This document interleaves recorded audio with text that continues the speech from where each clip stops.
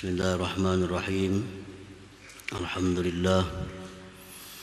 Alhamdulillahilladzi tafaddala ala qaumin al-anwara qabla al-azkar wa ala qaumin al-azkara qabla al-anwar. Ikhtassa bi rahmatihi man yasha'u min ibadihi al-abrar.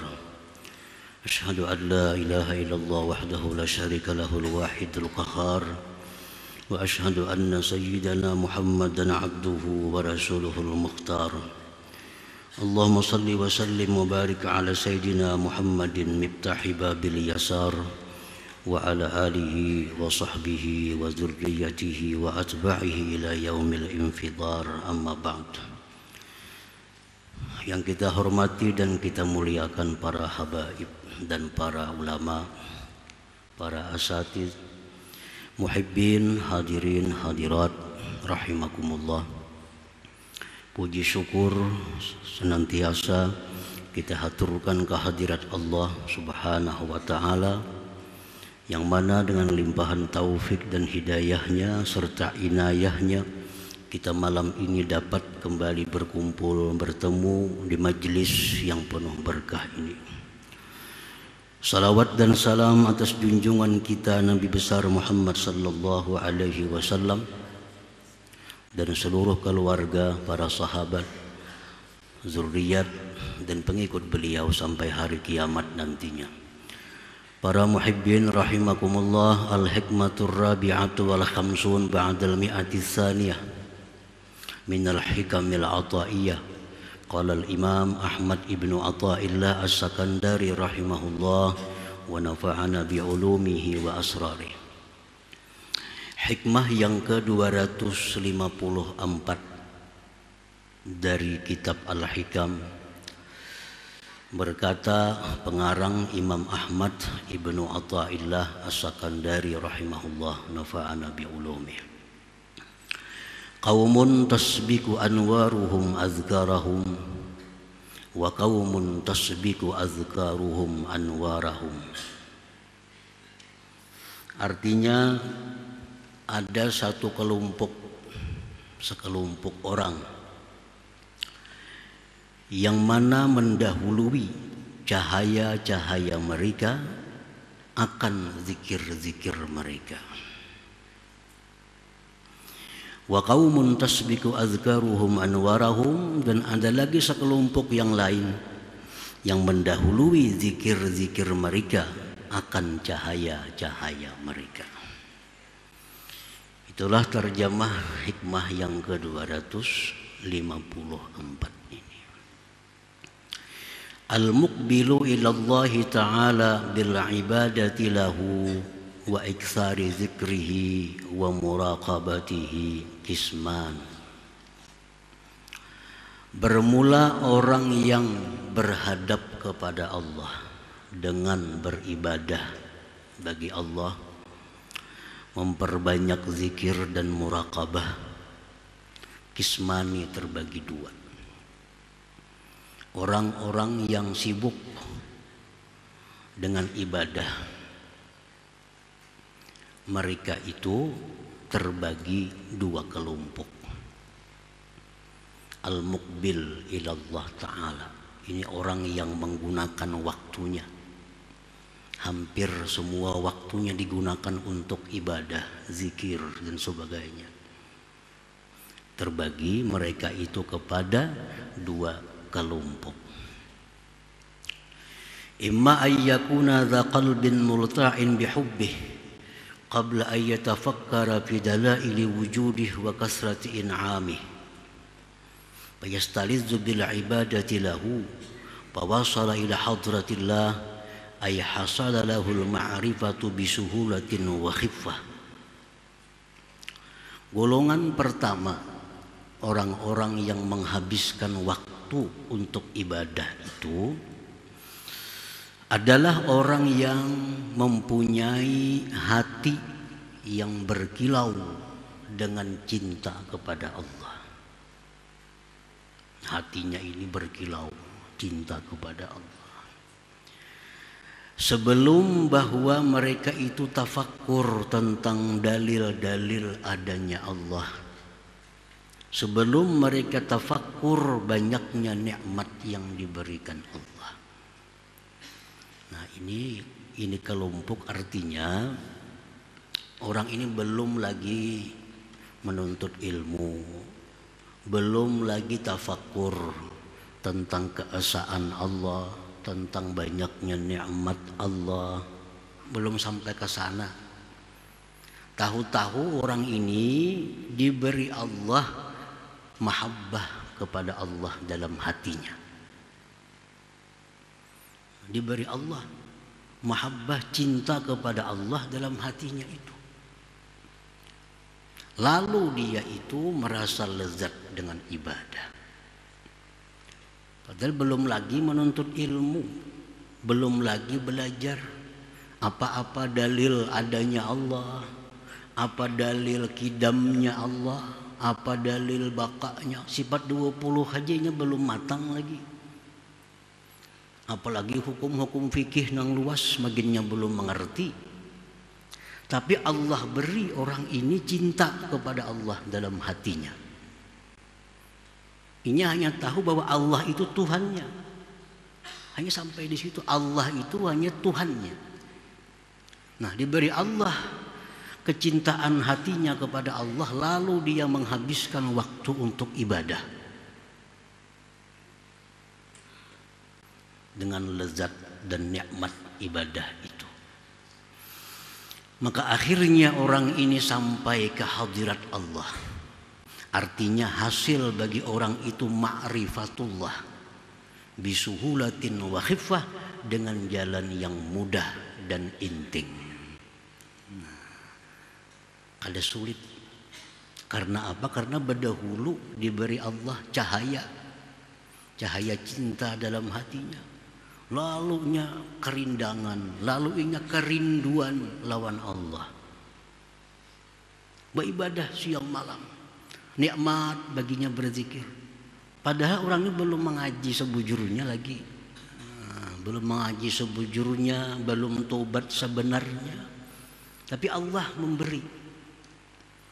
Nah, ini artinya qaumun tasbiqu anwaruhum azgarahum. Ini kelompok yang didahului oleh cahaya sebelum mereka itu berzikir.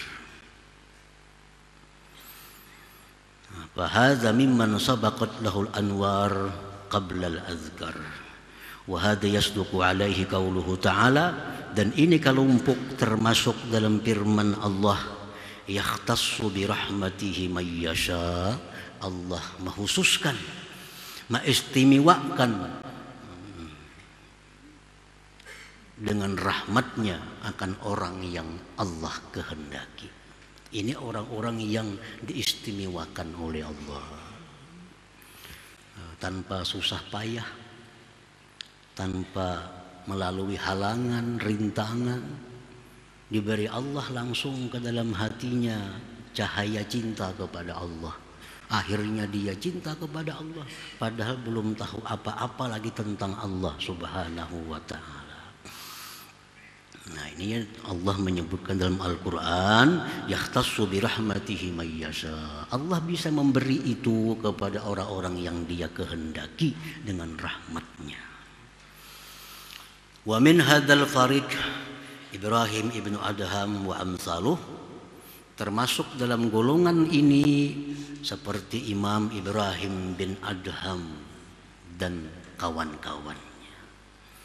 Ibrahim bin Adham ini seorang laki-laki yang hidupnya dalam istana kerajaan, yang bergelimang dengan harta kekayaan.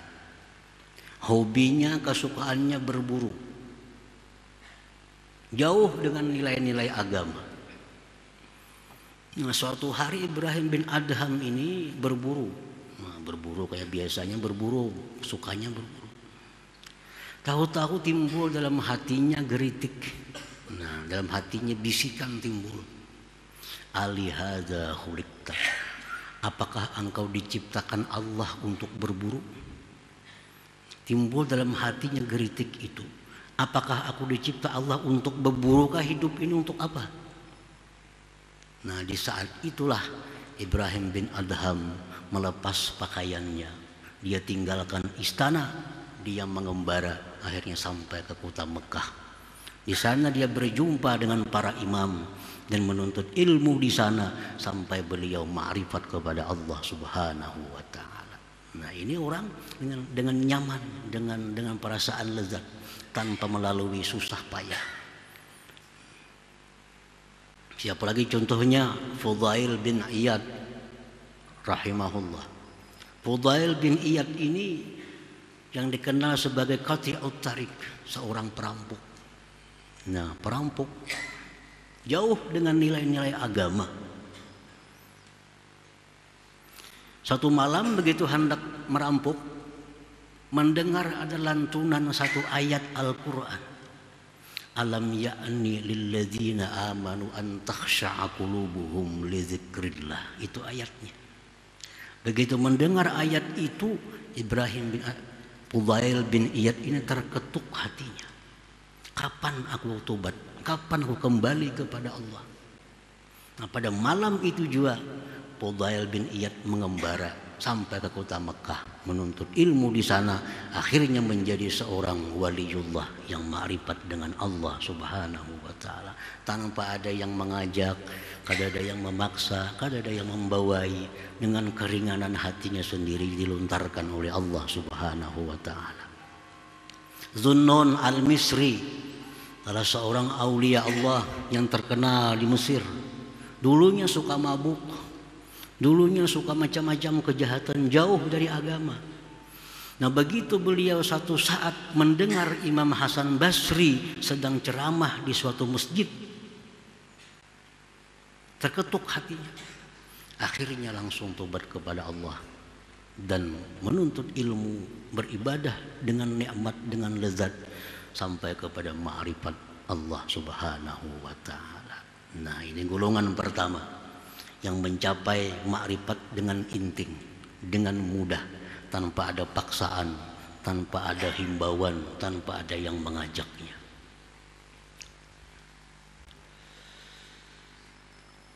Wa imma ayyakuna dha qalbin khaifin min Allah ta'ala ba'da an sami'al ayat wal akhbar wa kalamal akhyar fa yajtahidul iqbal 'ala Allah ta'ala bi mujahadati nafsihi wal khalwah wal bu'di 'anil ahli wal balad wa talaba asy-syaikh al mursyid fa dzakara Allah ta'ala wa raqabahu bin nasabi wat ta'ab hatta wasala ila hadratillahi ta'ala ay arafallaha ta'ala. Kelompok yang kedua. Nah, kelompok yang kedua, orang yang sibuk habis waktu beribadah kepada Allah, orang yang hatinya itu ada takut kepada Allah sesudah mendengar Al-Quran atau hadis atau perkataan-perkataan hikmah. Nah, mendengar itu takutan hatinya, takutan. Lalu dia bersungguh-sungguh menghadap Allah. Dia berjuang melawan nafsunya. Nah, berjuang melawan nafsu. Dia berkhalwat. Dia menjauh dari keluarga dan negerinya. Dia mencari guru pembimbingnya. Dia berzikir kepada Allah dengan susah payah. Akhirnya dia sampai ke hadratullah, ma'rifat kepada Allah Subhanahu wa ta'ala. Jadi ada orang yang memang memprogramkan dirinya untuk ma'rifat kepada Allah. Memang sejak awal dia sudah punya program untuk jadi orang yang ma'rifat kepada Allah. Lalu dia mengamalkan ini, amalkan itu, baca ini, baca itu dengan susah payah, dengan melawan hawa nafsunya. Akhirnya ma'rifat kepada Allah Subhanahu wa ta'ala. Nah, wa hadza mimman sabaqat lahul azkar qabla al-anwar. Inilah orang yang berdahulu berzikir sebelum datangnya cahaya dari Allah Subhanahu wa ta'ala. Berzikir dulu, bermodal dulu, hanya datang cahaya dari Allah. Nah, kalau pertama tadi cahaya datang berdahulu, lalu mudah dengan zikir dengan sebagainya. Ada yang kedua ini susah payah. Wa yasduqu alaihi qauluhu ta'ala, dan ini termasuk dalam firman Tuhan, walladzina jahadu fina lanahdiyannahum subulana Allah berfirman, orang yang sungguh-sungguh berjuang, berjalan di jalan kami, kami akan berikan dia petunjuk ke jalan kami. Nah, orang yang sungguh-sungguh hendak ma'rifatullah, sungguh-sungguh hendak mengenal Allah, Allah bersumpah, lanahdiyannahum subulana, pasti mereka akan kami beri petunjuk untuk ma'rifat kepada Allah Subhanahu wa taala. Tapi jahadu, berjuang. Nah, berjuang, berkhalwat, meninggalkan kampung, berzikir sekian, dipaksanya nafsunya. Akhirnya diberi Allah jiwa ma'rifat itu.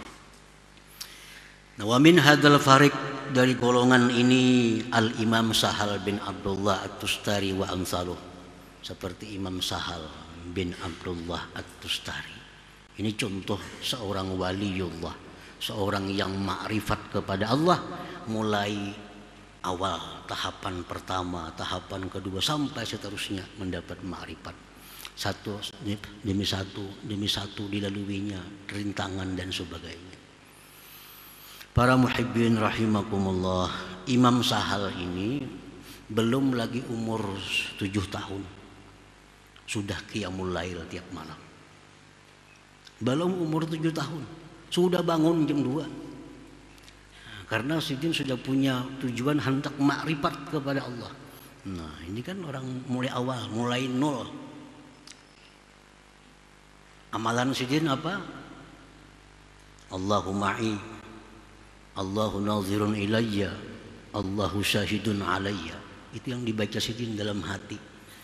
Allahu ma'i, Allah bersamaku, Allahu nazirun ilayya, Allah memandang kepadaku, Allahu syahidun alayya, Allah selalu menyaksikan aku. Itu kada terlepas di hati Sidin.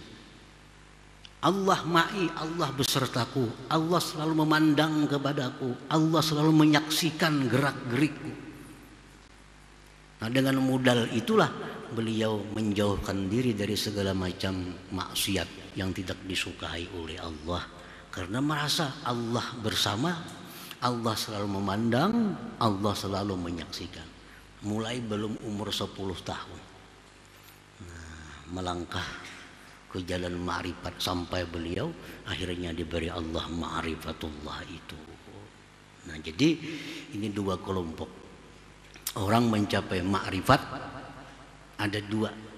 Satu, orang yang lebih menunjul karunia Allah, yang pertama tadi. Nah, yang kedua lebih menunjul usahanya. Nah, usahanya untuk mendapatkan karunia Allah itu. Para muhibbin rahimakumullah, qala ba'dul ulama, berkata sebagian ulama, minan nas man faja'athu inayatullah min ghairi talabin wal isti'dad. Hadza qawluhu yahtassu bi rahmatihi man yasha. Wa minan nas man harraqallahu himmatah li talabil wusul ila Allah fasara wa jahada hatta wasala ila hadratillahi ta'ala. Hadza qauluhu ta'ala walladzina jahadu fina lanahdiyannahum subulana.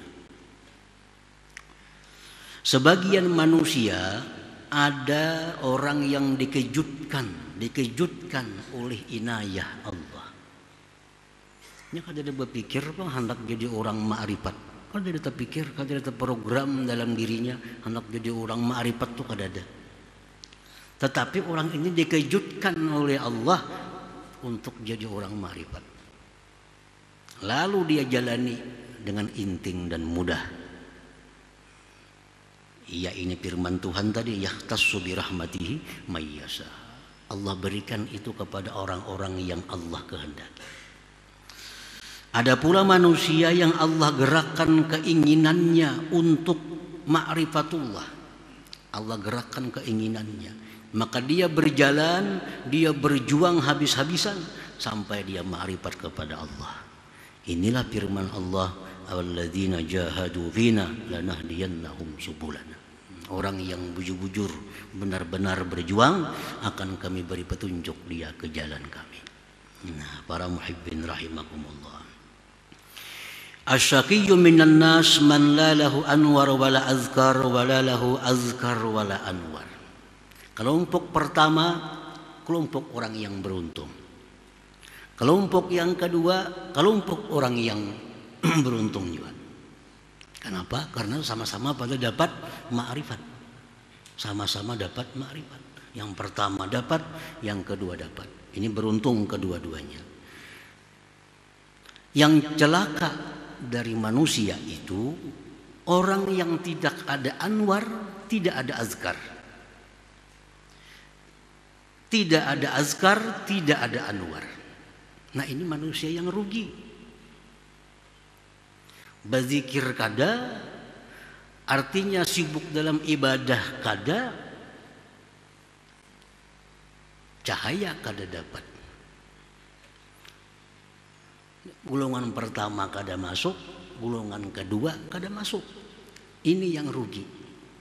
Nah, orang yang hidupnya tidak ada tujuan, tidak ada maksud untuk mengenal Allah. Nah, ini orang yang asyaqiyyu, orang yang celaka. Dia hanya ingin dapat nikmat Allah. Dia hanya ingin dapat sihat. Dia hanya ingin dapat nikmat, dapat kebahagiaan, tapi kada hendak tahu siapa yang memberi nikmat itu. Nah, kada hendak tahu siapa yang memberi kebahagiaan itu. Hendak dapat nikmatnya aja.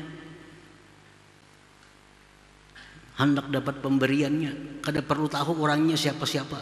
Nah, ini asyaqiyyu, ini orang yang celaka.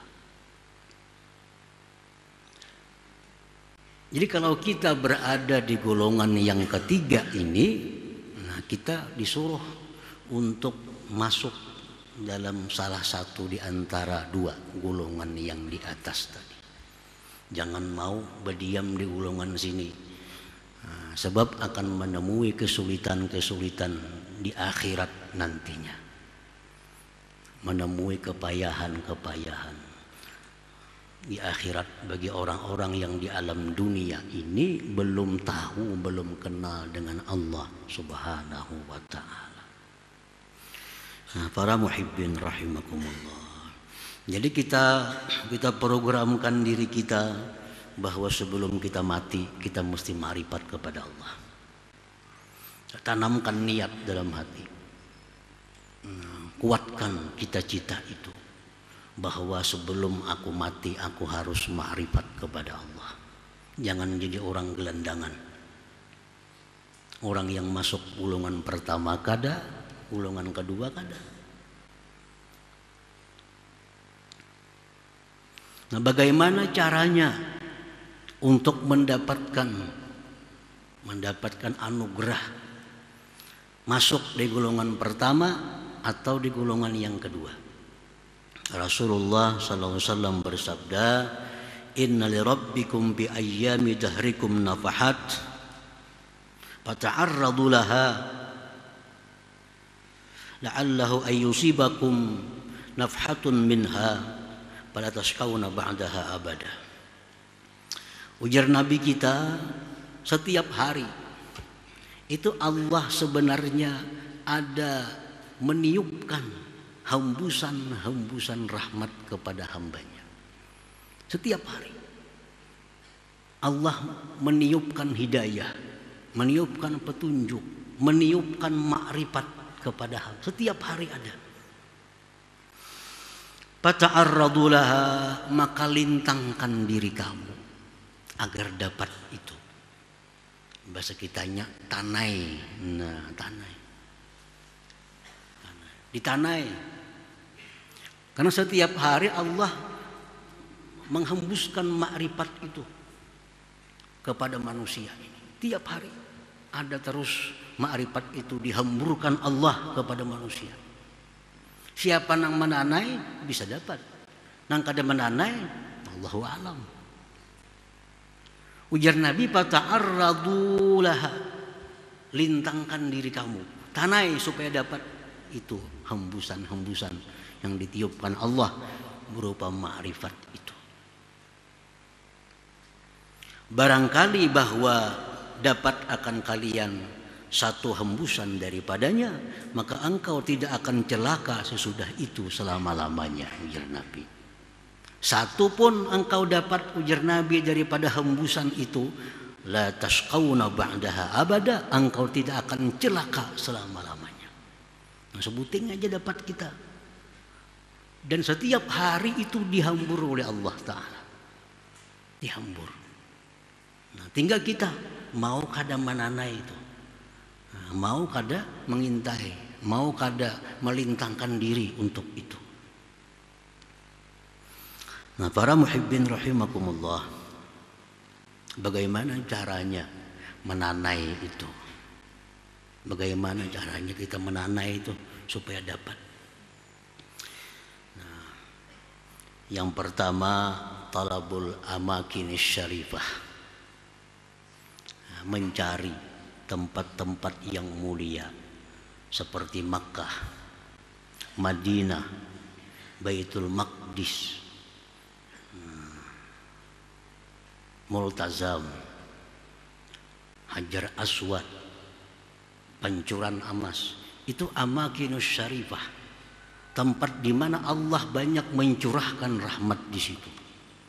Datangi ke situ, rancaki ke sana, berdoa di sana. Barangkali kita dapat satu, sudah selamat, kada akan celaka selama-lamanya. Nah, satu itu, datangi tempat-tempat yang mulia. Ini salah satu cara untuk mendapatkan ma'rifat kepada Allah itu. Apalagi selain pada itu, huduru majlisi zikrin wa ilmin, hadir di majlis zikir, hadir di majlis ilmu. Hadir di majlis zikir, hadir di majlis ilmu. Ini tempatnya Allah mencurahkan rahmat. Di sini kita berzikir, di sini kita bersalawat, di sini kita mendengari kalam Allah. Tempat curahan rahmat itu ada di sini. Ada di sini. Kalau kita istiqamah, selalu hadir di majlis zikir, majlis ilmu, selalu hadir istiqamah, satu saat kita akan dapat nafhatun daripada nafahat.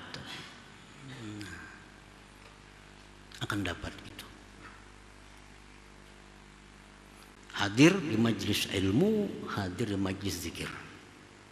Contoh kayak siapa tadi? Zunnun al-Misri. Itu kada hadir itu sudah di majlis Hasan Basri. Cuma sekadar liwat mendengar. Pas Allah menghamburkan itu, dapat saja. Nah, habis itu jadi orang ma'rifat kepada Allah. Jadi siapa tahu kita di kali yang keberapa akan diberi Allah itu. Hari ini belum, bisa minggu akan datang, bisa minggu berikutnya. Kalau kita istiqamah, sungguh-sungguh, lanahdiyannahum subulana, Allah bersumpah akan memberikan itu kepadanya.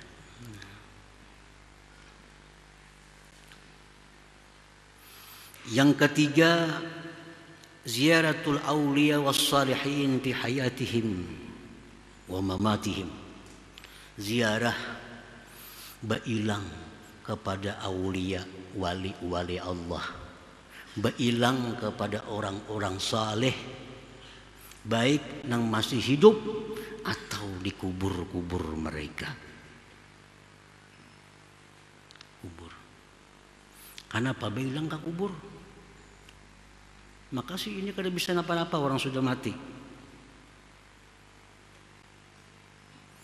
Kalau kita ziarah bailang kepada orang saleh, orang yang hatinya selalu zikir kepada Allah, tubuhnya diliputi rahmat Allah, kita bailang ke sana, kita dapat rahmat itu. Dapat rahmat itu. Nah, ziarah kubur mereka, Bang, kubur mereka. Kubur para nabi, kubur orang-orang saleh, itu dijelaskan raudhatun min riyadil jannah, satu taman dari taman surga. Ini oleh Nabi yang menjelaskan. Kubur para nabi, kubur orang saleh, itu raudhatun min riyadil jannah, satu taman dari taman surga. Surga itu gudangnya rahmat Allah. Walaupun kita duduk di sana kata bacaan apa-apa, duduk jadi kubur, di hadapan kubur orang saleh, duduk sana. Asa pikiran kita positif, kita akan dapat rahmat Allah Subhanahu wa taala.